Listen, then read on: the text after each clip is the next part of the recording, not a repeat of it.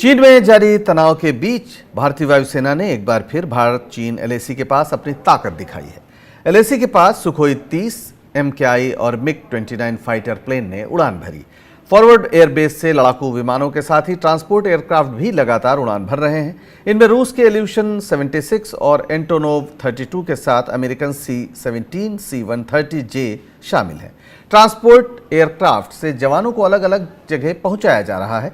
15 जून को लद्दाख की गलवान घाटी में भारत और चीन के सैनिकों के बीच झड़प हुई थी। इस झड़प में भारत के 20 जवान शहीद हो गए थे। Every air warrior at this base, and not only this base, across the entire Indian Air Force is fully trained and capable to meet all the challenges. Our Josh has always been high and touching the sky with glory. We have all the resources in terms of men and equipment to meet all the challenges. The Indian Air Force is ready in all aspects to undertake all operational tasks and for providing requisite support for military operations. और अजय शंकर रक्षा विशेषज्ञ जुड़ गए हैं इस मसले पर ज्यादा बातचीत के लिए। अजय जी, जिस तरह से भारतीय वायुसेना अपनी शक्ति का प्रदर्शन कर रही है, क्या हम माने कि अब ये तनाव कुछ उस दिशा की ओर जा रहा है जिसे शायद हम सैन्य समाधान कहते हैं? हमारी तरफ से तो पूरी तैयारी है और एक संकेत जा रहा है जी। कि हम झुकने वाले नहीं हैं और हम झुकेंगे। अब उम्मीद तो यही की जाएगी कि जो दूसरा पक्ष है वो थोड़ा सा उसको समझ आए और वो बात को थोड़ा संभालने की कोशिश करे और शांति की ओर हम बढ़ सकें। अभी जो पूरी स्थिति है उसके हिसाब से आपको क्या लग रहा है कि किस दिशा में चीजें जा रही हैं फिलहाल?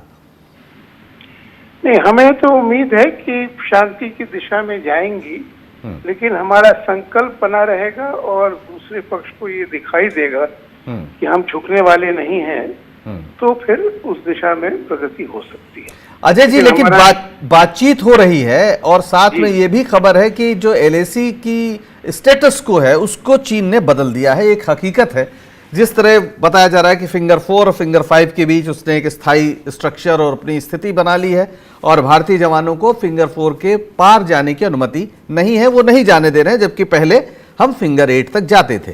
तो मान लीजिए ये स्थिति बनी भी रहे तो जमीन पर तो स्टेटस को बदल चुका है, उसको कैसे वापस पाया जा सकता है? देखिए, जब हमारा संकल्प दृढ़ रहता है और दूसरे पक्ष को दिखाई देता है कि हमारा इसमें नुकसान हो रहा है, तो हो सकता है कि उनके विचार में परिवर्तन आए।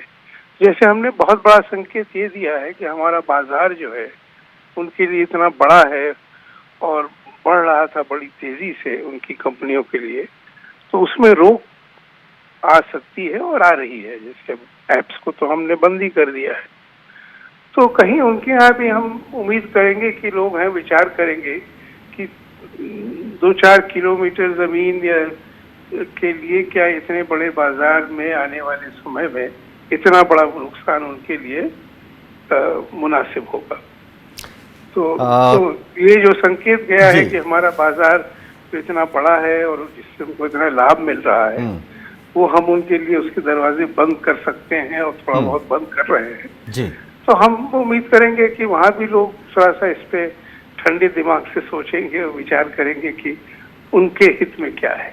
जी, बहुत शुक्रिया अजय शंकर जी हमसे बात करने के लिए। उम्मीद की जाएगी कि चीन को अक्ल आए और वो अपनी स्थिति को, जो यथास्थिति पहले थी, उसको सम्मानित करे।